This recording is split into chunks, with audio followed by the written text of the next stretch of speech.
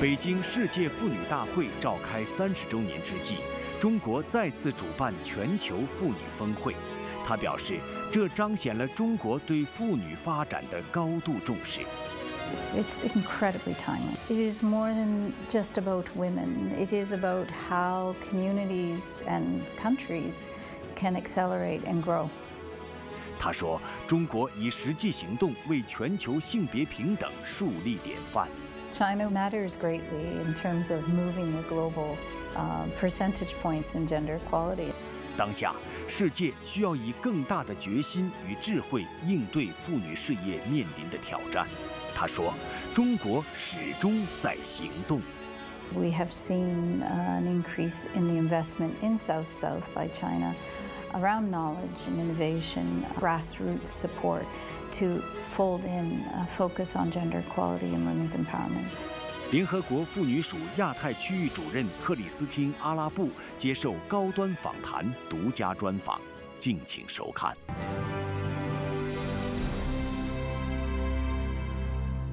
关注国际焦点，洞察世界风云。大家好，欢迎来到本期的高端访谈，我是邹韵。今天我们要对话的嘉宾是联合国妇女署亚太区域主任克莉丝汀·阿拉布。本周全球妇女峰会在北京成功举行，让世界再次看到了中国在推动妇女发展方面的努力和担当。然而，在全球冲突频发、气候变化加剧等多重因素交织的背景下，世界与性别平等目标的距离究竟有多远？在阿拉布女士的眼中，本次峰会承载着怎样的重要意义？在本场全球性努力当中，中国又将贡献怎样的智慧和解决方案呢？今天我们一起在对话中寻找答案。Ms. Arup, thank you for joining us on Leaders Talk. And let's start with the major event, which is the Global Leaders Meeting on Women. Chinese President Xi is going to attend the opening ceremony and deliver the keynote speech. So how do you understand the significance of this meeting? It's an exciting time for the government of China to host such an event, to bring leaders from across the world, all regions, to discuss what a pivotal, crucial issue gender equality is. 30 years on since the Fourth World Conference on Women was held in Beijing. The fact that the president of China will be there, will be opening, shows the importance that the government of China gives to the issue, but also highlights that it is more than just about women. It is about how communities and countries can accelerate and grow. We are 5 years before the 2030 Agenda and Sustainable Development Goals are meant to be achieved, and none of the goals relating to gender equality are on track globally.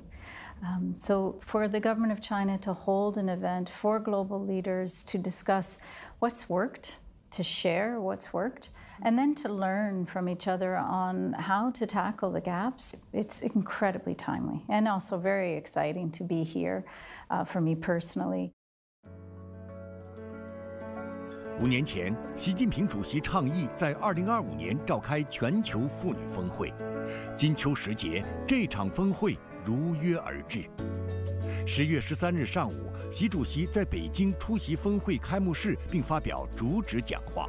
这是习主席时隔10年再次出席全球妇女峰会，数十位来自各大洲的国家元首和政府首脑、议会领导人、副总理和部长级官员、国际组织负责人及友好人士齐聚北京，共商全球妇女事业发展大计。北京再次见证全球妇女事业发展的又一里程碑时刻。回溯1995年北京世界妇女大会，30载岁月砥砺，中国始终秉持大会初心，稳步推进妇女事业发展。进入新时代，中国更全面开拓妇女发展新路径。6.9亿妇女同步迈入全面小康，科技工作者中女性占比达到45.8%，互联网领域创业者中女性超过一半，女性平均预期寿命突破80岁。中国被世界卫生组织列为妇幼健康高绩效的10个国家之一。Speaking of women's cause here in China, China has always been a very strong supporter and advocate for the development and empowerment of women. So, Ms. Arab, how would you evaluate the achievements made by China on gender equality and women's empowerment, and which accomplishments stand out the most to you? I know too often when we talk about China, we talk about the population, but in this instance, it matters greatly in terms of moving the global percentage points in gender equality. I think almost 1 in 5 women worldwide are in China. We have seen incredible advancements in the workforce. I think around 55% of entrepreneurs in the internet in China are women entrepreneurs. We've seen important drops in maternal mortality, and as you mentioned, almost full gender parity in all levels of education between boys and girls. And I think probably at the graduate level, girls are starting to outstrip boys in terms of graduate level degrees. I think 36% of those graduates from engineering are women in China, which is really impressive. Engineering tends to be a very, very male-dominated area. And we've seen enhanced legislation to promote women's access to a multitude of areas, as well as enhanced legislation almost a decade old to combat domestic violence and recognition of this. The Supreme People's Court taking on standards and approaches to ensure the implementation of the laws. It's incredibly important. Women-led private sector, they are some of the leaders in the region. They're mentoring companies and young women outside of China as well to learn how to innovate and how to be a leader in their different private sector areas of work. It's extremely impressive. I also have a deep respect for the fact that there's been a lot of discussion about what more needs to be done. Recently at the UN General Assembly, the government of China committed to the Beijing Plus 30 Action Agenda, which highlights specific components of the Platform for Action. China was one of the first countries to come forward and say, well, we're going to do X, Y, and Z in the coming years to realize the action agenda. And that's influential, and it matters in the region. It gives, again, a form of south-south, north-south, all exchanges. This is what we want to see. Ms. Arab, you have extensive working experience in different parts of the world, now in Asia Pacific and before in Arab states and Caribbean, etc. What are some of the most distinctive features of China's development in women that you believe are very impressive? I think it is the boldness of the innovation and then scaling it so rapidly. I fully understand in a country of this size, when the government rolls out new concepts, they have to roll it out for the full community. And they have innovated a great deal when it comes to digitalization, AI, how to get women into protected jobs, how to raise awareness about the care economy and the opportunities within the care economy, and how to bring the private sector to the table as a key player in that. I don't, and UN Women doesn't get a sense that China has a sense of reaching exactly where it wants to be. It's got a plan, it's working on that plan, and it's moving forward. It's not complacent. We want to see that continue. And Chinese President Xi also attaches great importance to women's cause in the past years, and he once emphasized that the protection of women's rights and interests must become a commitment on the national level. And China now has implemented a comprehensive legal system with over 100 laws protects the rights and interests of women. So, Ms. Arab, how do you understand the significance of China's top leadership's emphasis on gender equality in driving women's development? Political will is everything. When we can pinpoint exactly where gains have been made on the planet to that level of political will, there's no question that the women's rights holders and voices in China have played pivotal roles in working with the government and understanding what needs to happen. But it takes the leaders of governments to make those changes and to enforce those changes. And we see the difference in the countries where the leaders don't have that commitment. Then we can have pockets of gain at the local level. but not nationwide. And it is crucial. Globally, China is one of UN Women's top 25 financial supporters and has consistently been there since our establishment 15 years ago. 当前国际形势变乱交织，全球妇女事业发展任重道远。联合国妇女署的报告显示，全球尚有超过6亿妇女和儿童深陷冲突战乱，20亿妇女和女童缺乏社会保障，近10%的妇女和女童生活在极端贫困中。面对严峻的挑战，中国作为全球妇女事业发展的支持者、倡导者，通过共建“一带一路”、推动南南合作等方式，为全球妇女的可持续发展不断注入正能量，为180多个国家和地区培养20多万名女性人才，向48个非洲国家派遣医疗队，10年来向联合国妇女署捐款2000万美元。在20多个国家实施超过4000万美元的妇女赋能项目。为进一步支持全球妇女事业发展，习近平主席在全球妇女峰会开幕式上提出4点建议：共同营造有利于妇女成长发展的良好环境，共同培育推动妇女事业高质量发展的强劲动能，共同构建保障妇女权益的治理格局，共同书写促进全球妇女合作的崭新篇章。习近平主席还宣布，未来5年，中国将再向联合国妇女署捐款1000万美元，提供1亿美元全球发展和南南合作基金额度，同国际组织合作实施促进妇女和女童发展合作项目，以妇女和女童为优先受益对象，在民生发展领域援助1000个小而美项目。China has been a very active advocate for women's cause on the global stage. How do you view the contribution of China in advancing women's development globally? Increasingly in the last decade, we have seen an increase in the investment in South-South by China around knowledge and innovation, grassroots support to fold in a focus on gender equality and women's empowerment. The government of China's emphasis on South-South has been extremely strategic.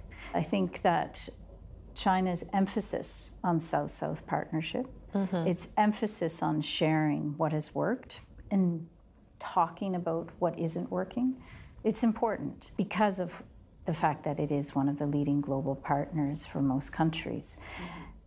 Bringing women's issues and gender equality to the table over the last decade, it's been a very important and much needed gap. We have a number of development partners worldwide. A small number of them make sure that gender equality is central to their investments on their development relationship with governments, with the UN, with international organizations as a whole, with grassroots organizations. And China is part of that group, and we like to see that grow and enhance. Because of the network of partners that China has worldwide, there's a lot of lessons to be learned there. Gender equality and women's empowerment are an important part of UN's 2030 Agenda for Sustainable Development. And as you also said, that now there are only 5 years to achieve this goal, but no single target on gender equality is on track. Why?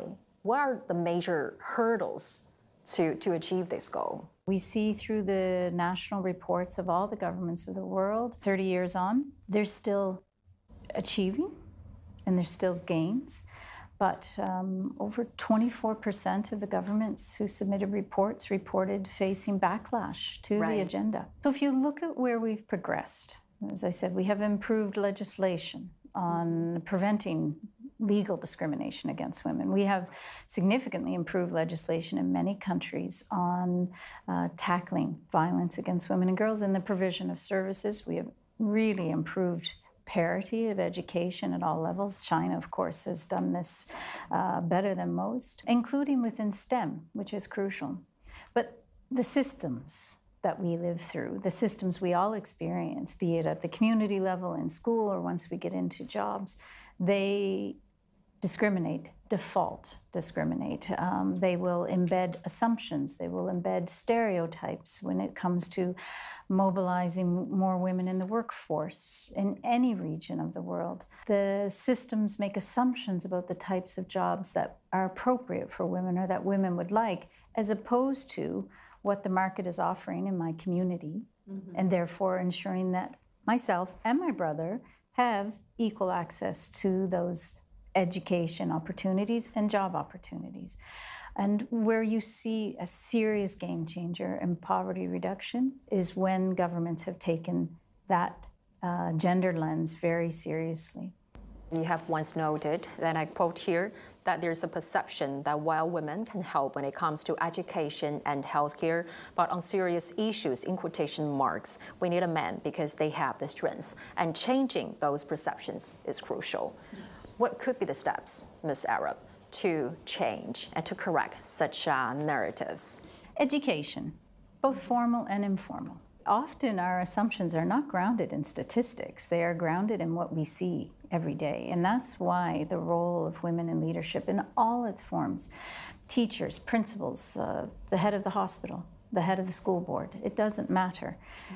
That's what changes the understanding of what a leader looks like and what a leader can be. And you see some incredibly impressive examples in China where both in STEM, especially around technology and engineering, you're seeing so many private companies, women-led, who are innovating and also trying to bring along young women and young men to understand that there's a lot of diversity in the way that women and men lead and equal benefit to both. So, in the simplest of terms, we don't need to create role models. The role models are there, and they've been there for some time. We need to educate on what that is. Just as the Chinese old saying goes, women hold up half the sky, and that means men will be holding up the other sky, right? That's right. That's the ideal. That's the ideal, together. How would you describe this collaboration between China and UN Women, and which areas in particular do you see even closer cooperation in the future? One of the most interesting parts of our partnership in China as UN Women, and this work is done under the UN cooperation framework and also aligns with the 15th five-year plan of the government of China, is working on the care economy. You see at the city and town level some innovation on caring cities that, for example, UNICEF is doing, that we're learning from as UN Women and trying to replicate across the region. We work from women's economic empowerment, both women entrepreneurs and the green transition. Thank you so much for sharing this, your very insightful views. Ms. Arab, greatly appreciated. Thank you so much for having me and for having UN Women and for highlighting the importance of these issues right now. Thank you. Thank you.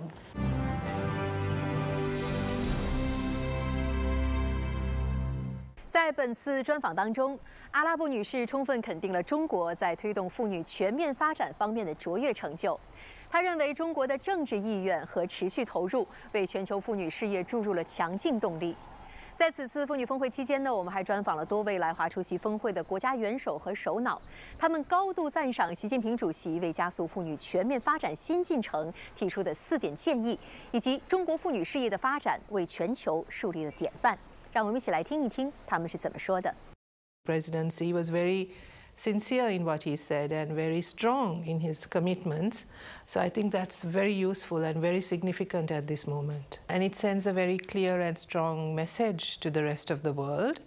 I want to commend President Xi for championing the cause of women and calling this global leaders conference on women to review the progress that has been made in respect of women across the world.